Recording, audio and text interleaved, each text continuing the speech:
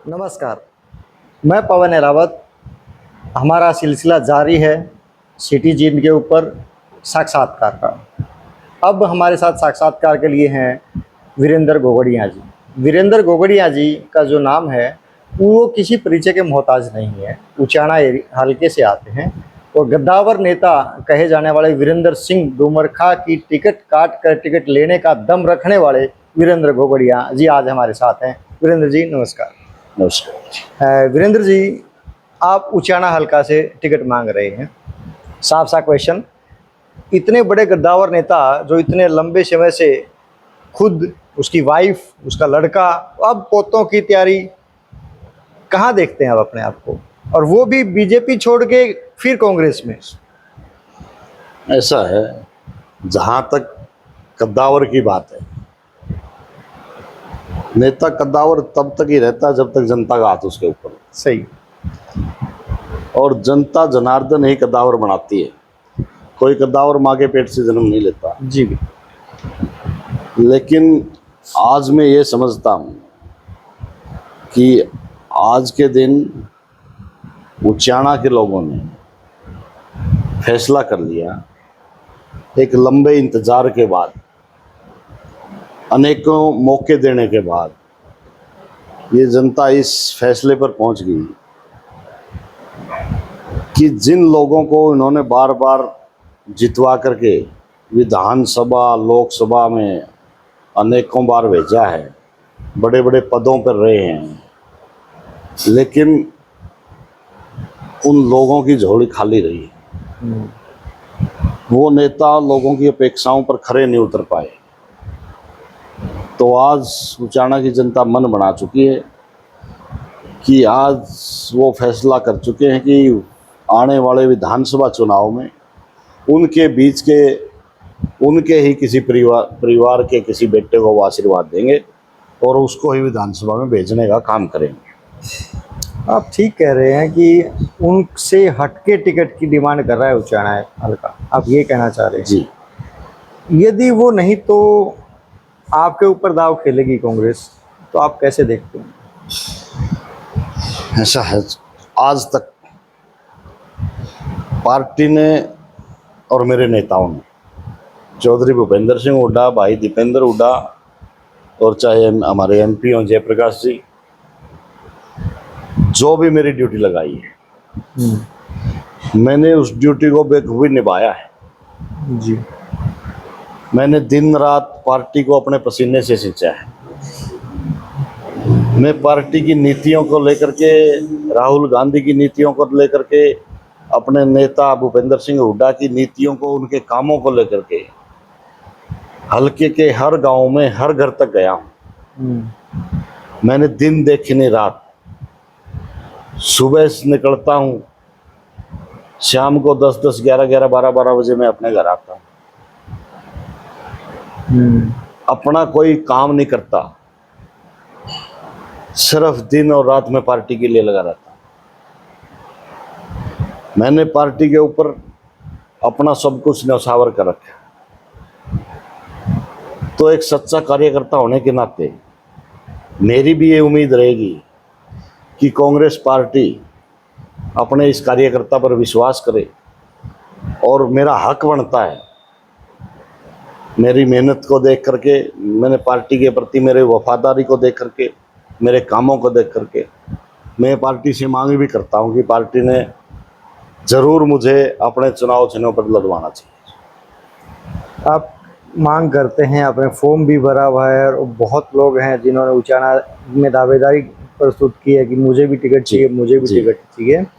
तो कांग्रेस की लहर को देखते हुए यदि हम बात कर रहे हैं उचाना की, और यदि हम आसपास की बात करें, जींद या जुलाना की बात करें, 84 लोगों ने नॉमिनेशन अपना दिया हुआ है कि जी मुझे भी टिकट चाहिए, मुझे, क्योंकि कांग्रेस की लहर दिख रही है। आप लोग तो उस समय के हैं जब विपक्ष में रहती थी, उस टाइम वीरेंद्र के सामने किसी और नेता का उभरने की उम्मीद भी नहीं दिखती थी। उस टाइम से आप एक कार्यकर्ता के तौर पर मेहनत कर रहे हैं।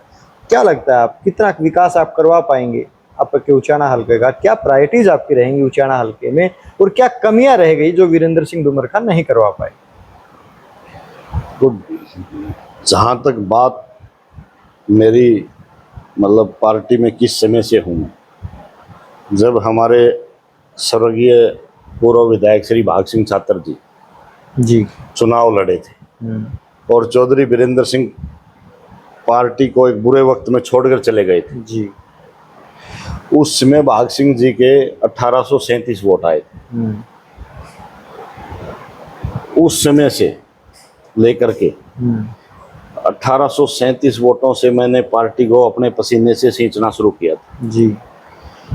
और अगर आज एक पार्टी के मेहनती और सच्चे कार्यकर्ता को टिकट देती है जो पार्टी के लिए काम कर रहे हैं, जी। जी। तो मैं समझता हूं कि आज पार्टी 1 लाख वोटों पर खड़ी है। और जहां तक बात है कि क्या कमियां रह गई, क्या नहीं करवा पाए वो लोग, जिन भी लोगों ने उचाना का प्रतिनिधित्व किया है उनमें मैक्सिमम टाइम राजघरानों ने ही राज किया है। दोनों बड़े परिवारों ने राज किया है। इसमें चाहे चौधरी वीरेंद्र सिंह का परिवार हो, चाहे चौधरी देवीलाल का परिवार हो। ओम प्रकाश चौटाला यहाँ नरवाना से मुख्यमंत्री रहे, उसके बाद उचाना से विधायक रहे। उनके पोते दुष्यंत चौटाला विधायक रहे हैं यहाँ से और विधायक के साथ साथ डिप्टी सीएम रहे हैं। चौधरी वीरेंद्र सिंह 5 बार विधायक रहे हैं, बड़े बड़े पदों पर रहे हैं। 1 बार एमपी रहे हैं, राज्यसभा के एमपी रहे हैं, उनके बेटे एमपी रहे हैं, उनकी धर्मपत्नी विधायक रही हैं। 9 बार लोगों की बदौलत वो विधानसभा, लोकसभा, राज्यसभा में गए। केंद्र में मंत्री रहे हैं, हरियाणा में वित्त मंत्री, रेवेन्यू मिनिस्टर और भी बहुत से पदों पर वो रहे हैं जी। लेकिन इन पदों की अगर कामों से तुलना करें तो जीरो है। अच्छा। आज उचाना के अंदर हॉस्पिटल में डॉक्टर नहीं, तहसील में कई में नए तहसीलदार नहीं बैठते, लोग धक्के खाते रहते हैं कामों के लिए। भाई लोग पानी की समस्या पीने की यहाँ है, नहरी पानी की बहुत बड़ी विकराल समस्या है जो वर्षों से लोग मांग कर रहे हैं। वो तरसते हैं नहरी पानी में, खेत खाली पड़े रहते हैं। अभी देखा हमारे सामने और हमारे तो अंदर बीतती हमारे साथ तो ये बात कि बारिश ना होने की वजह से लोगों को इतना नुकसान हुआ कि धान की फसल लगी लगाई सूख गई। अगर इन लोगों ने ध्यान दिया होता, नहर के पानी का प्रबंध किया होता, तो आज इन मेरे क्षेत्र के साथ, मेरे लोगों के साथ ये स्थिति नहीं होती। कितनी एजुकेशन से संबंधित कोई सरकारी कॉलेज यहाँ नहीं है, अपनी निजी संपत्ति बना रखी है, अपने कॉलेज खोल रखे हैं, राजनीतिक अड्डा वहाँ बना रखा है इन्होंने, अपने जलसे जुलूस, मीटिंगें, राजनीतिक कार्यक्रम उस कॉलेज में चलते रहते हैं। तो लोगों से चंदा लेकर के आपने ये कॉलेज लोगों बच्चों को पढ़ाने की सुविधा देने के लिए बनाया था या राजनीतिक अड्डा बनाने के लिए बनाया था? आए दिन यहाँ मीटिंग है, आज यह युवा सम्मेलन है, आज ये है, आज फलां चीज, आज फलां चीज है। तो अगर इन लोगों ने ध्यान दिया होता तो ये समस्याएं आज जस की तस ये नहीं होनी थी। आप सीधा सीधा करें, वीरेंद्र डुम्बरका बांगड़ एजुकेशन सोसाइटी के पैसे का दुरुपयोग कर रहे हैं। बिल्कुल, ये मैं नहीं कह रहा, ये पूरे हल्के के सामने है, लोग देखते हैं डेली। राजनीतिक कार्यक्रम उस कॉलेज में होते हैं, तो वो तो कोई मैं झूठ नहीं कह रहा है, आप लोगों को पता वो है। होते हैं जो वो खर्चा बांगड़ एजुकेशन सोसाइटी का होता है। अगर कार्यक्रम वहां होंगे तो खर्चा किसका होगा? कॉलेज का ही होगा। कॉलेज किसका है? सोसाइटी का है, तो नेचुरल है। तो वो सारा बर्डन जो है वो सोसाइटी के ऊपर है। सोसाइटी का ध्यान बच्चों को पढ़ाने की बजाय राजनीतिक कार्यक्रमों पे रहता है। अच्छा, तो ये भी एक मतलब युवाओं के साथ अन्याय है, स्टूडेंट के साथ अन्याय है कि उनकी पढ़ाई में ध्यान देने की बजाय राजनीतिक कार्यक्रम इस कॉलेज में करते हैं। इसी तरह से चौटाला परिवार की बात करूं, उन्होंने भी अभी 5 साल दुष्यंत डिप्टी सीएम था, लेकिन विकास के नाम पे एक ईंट नहीं लगी और ये लोगों ने उनको रिजल्ट दे दिया। अगर कुछ किया होता तो आज 4300 वोट थोड़े नहीं आते। ठीक बात। 47-48 हज़ार से जीतने वाला आदमी और उसकी मांगे 4300 वोट आते हैं, तो जनता ने बता दिया कि आपने क्या किया है। और इसी तरह से अब की बार वीरेंद्र सिंह के परिवार को लोग बता देंगे कि उन्होंने क्या किया है उचाना। आप ये कह रहे हैं कि वीरेंद्र सिंह यदि अपनी पावर का इस्तेमाल करते हुए टिकट लेके आते हैं तो उचाना के अंदर कांग्रेस की हार है। ये तो मैं नहीं कह रहा, पूरा हल्का कह रहा है, लोग कह रहे हैं, सर्वे रिपोर्ट कह रही है, धरातल की रिपोर्ट कह रही है, अनेकों यूट्यूबर फिरते हैं, लोगों से मिलते हैं, घरों में जा करके जोड़ों पर, हुक्कों पर, तो जिनमें से 90 और 95% लोग यही कह रहे हैं कि अगर फला आदमी को टिकट मिल गई हम वोट नहीं देंगे। तो आप उस जगह से सीट मांग रहे हैं जहां मुख्यमंत्रियों का दबदबा रहा है। निश्चित तौर पर बड़े बड़े राजघरानों ने यहाँ राज किया है, लेकिन मैंने अपनी मेहनत पर, अपने लोगों पर पूरा विश्वास है और उन लोगों के आशीर्वाद और प्यार से ही मेरा कॉन्फिडेंस इतना है। मुझे निश्चित तौर पर मैं ये कह सकता हूँ कि अगर कांग्रेस पार्टी ने मौका दिया तो मैं बड़ी बात नहीं कहता, 60-70 हज़ार वोटों से कांग्रेस पार्टी जीत दर्ज करेगी यहाँ से। और नहीं दिया तो हारेगी। नहीं दिया, वीरेंद्र डुमरखा आए तो हारेगी आप निश्चित तौर पर। ओके, तो लगता नहीं कि भूपेंद्र सिंह हुड्डा आर को मौका देंगे? वो चाहते नहीं है किसी भी हालत में 90 की सीटों में से एक भी ऐसी सीट किसी और को दी जाए जो हार सके, या हार जाए। ये फैसला पार्टी ने करना है। ये पार्टी के अधिकारक क्षेत्र की बात है, वहाँ कार्यकर्ता की तो कोई बात है नहीं। कार्यकर्ता तो सिर्फ मेहनत करने के लिए है। हम तो पार्टी के लिए मेहनत कर सकते हैं, नेताओं के आदेश का पालन कर सकते हैं, पार्टी की नीतियों को लोगों तक पहुंचा सकते हैं। वीरेंद्र डुमरखा ने 45 साल हो गए हैं राजनीति में, राज करते हुए कह सकता हूँ। 9-45 तो यदि 9 बार हुए तो 45 साल उसके परिवार को हो गए हैं। क्या 45 साल में इतने लोग नहीं जुड़ पाए कि वो एक मतलब ये हामी भर सके ना, भाई मैं इकलौता ऐसा आदमी हूँ जो यहाँ से जीत सकता हूँ, दूसरा जीत ही नहीं सकता? लोगों का कसूर नहीं है, लोग जुड़े, लोगों ने बार बार मौका दिया, मैं मुख्यमंत्री बनूंगा, लोगों ने फिर भी कुर्बानी दी कि शायद मुख्यमंत्री बन जाए, कोई नहीं, कुछ नहीं किया तो फिर भी वोट दिए, अगली बार फिर दिए, अगली बार फिर दिए, 6-6, 7-7, 8-8, 9-9 बार दिए। लेकिन निष्कर्ष ये निकला कि खोदा पहाड़ निकली चुईया। अब लोग थक चुके हैं, अब लोग झूठे सपने नहीं देखेंगे, बहकावे में नहीं आएंगे। लोगों को रिजल्ट चाहिए, रिजल्ट उन्होंने मिला नहीं, तो अब लोग फैसला कर चुके हैं कि उनकी सुनवाई कोई उनका अपना, जिसके मन में कोई दर्द हो उनके प्रति, जिसके खुद के साथ बीत रही होगी, वही आदमी उनकी आवाज़ को विधानसभा में उठा सकता है, वही आदमी उनकी बात को समझ सकता है, जिसके साथ बेरोजगारी की समस्या भी जो जिससे जूझ रहा होगा, जो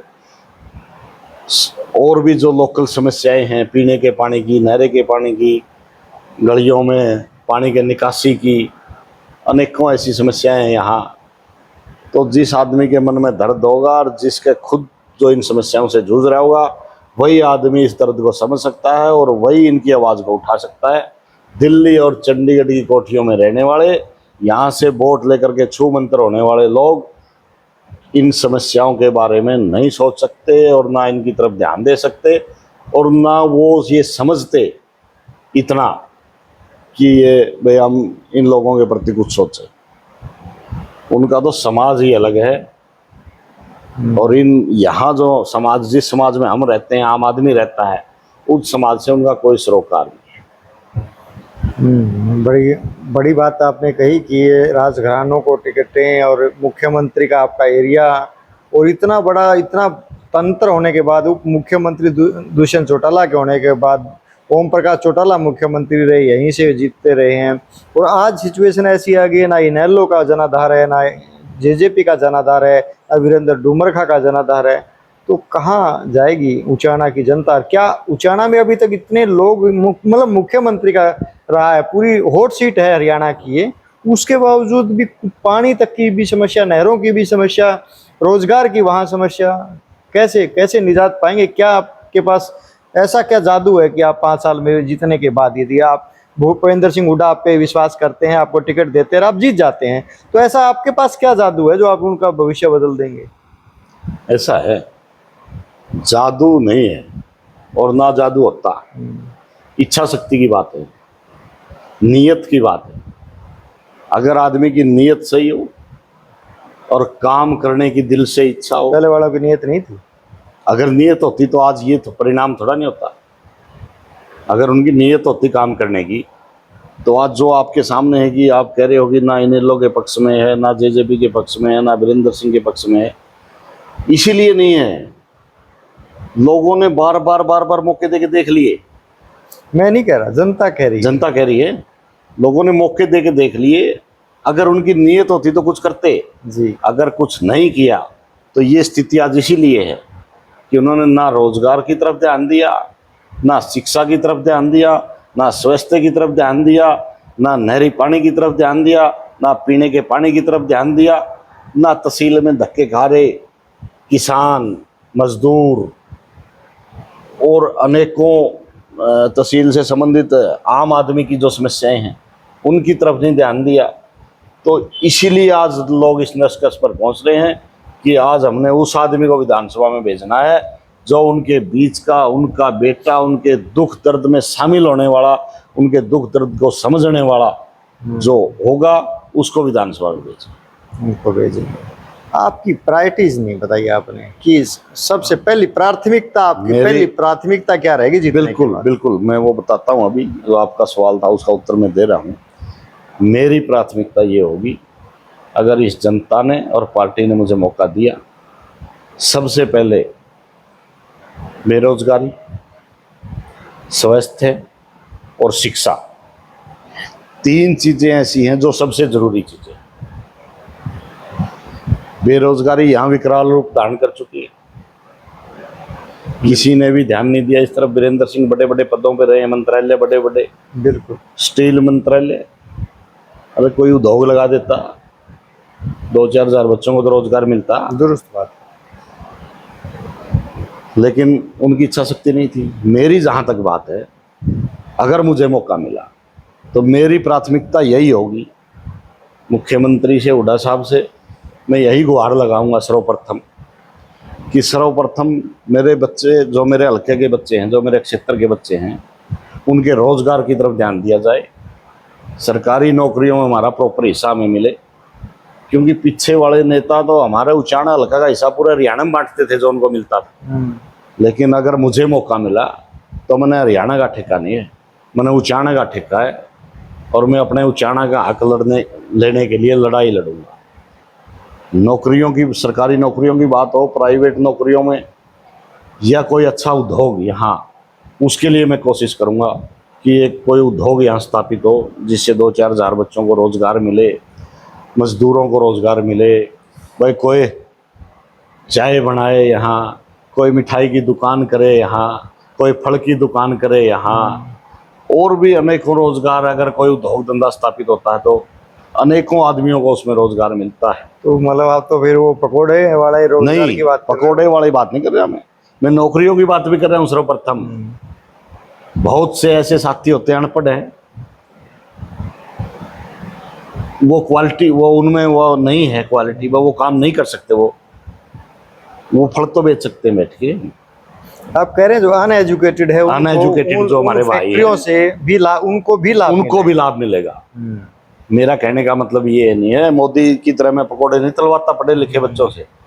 पढ़े लिखों को तो रोजगार मिले, एजुकेशन के अनुसार उनको एजुकेशन के अनुसार। काम। जो भाई पढ़े लिखे नहीं है, जो दूसरे तरफ मेहनत कर सकते हैं, उनके लिए मैं कह रहा हूँ कि उनको भी वहाँ मौके मिले, उनको भी वहाँ मतलब सभी को रोजगार से मिले, जैसी जिसकी क्वालिटी है, जैसी एजुकेशन है, अब उस तरह उसी हिसाब से उनको। अब व्यापारी को क्या सिक्योरिटी आप देंगे?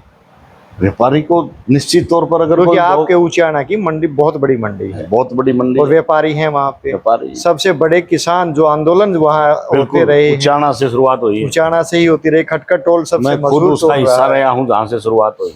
तो उनके बारे में आप उद्योग जरूर लगाएंगे कहीं न कहीं, किसान के लिए आप क्या करेंगे, क्या करेंगे उन लोगों के लिए जो टोल पे बैठे रहते हैं, क्या करेंगे उस खटखट टोल का? निश्चित तौर पे देखो, खटखट टोल आज पूरे हरियाणा में एक सिंबल है, किसानों का एक सिंबल है, लड़ाई लड़ने वालों का एक सिंबल है, और पूरे हरियाणा में नहीं पूरे हिंदुस्तान में खटखट टोल का नाम है। जी बिल्कुल। कि वहाँ से किसानों के लिए मेरे अनेकों भाइयों ने, मेरे चाचे ताऊओं ने बहुत लंबा संघर्ष 1.25 साल का वहाँ बैठकर किया है। भूखे प्यासे, धूप में, गर्मी में, बारिश में वहीं डटे रहे हैं। तो मैं निश्चित तौर पर अगर वहाँ पहुँचा तो ज़रूर विधानसभा में या हम उनकी आवाज़ भी उठाएंगे और हुड्डा साहब से प्रार्थना भी करेंगे। वैसे तो हुड्डा साहब वैसे ही किसानों के लिए पॉजिटिव हैं, खुद ही अपने उन्होंने घोषणा पत्र में जो बोल दिया कि भाई एमएसपी की गारंटी लागू होगी, कानूनन दर्जा दिया जाएगा एमएसपी को। और मैं निश्चित तौर पर समझता हूं कि ये उनकी इच्छा भी है, दिली हुड्डा साहब की। अगर कांग्रेस राज में आती है तो किसान का भला करने की हुड्डा साहब की इच्छा है, और मैं तो खुद एक किसान का बेटा हूँ।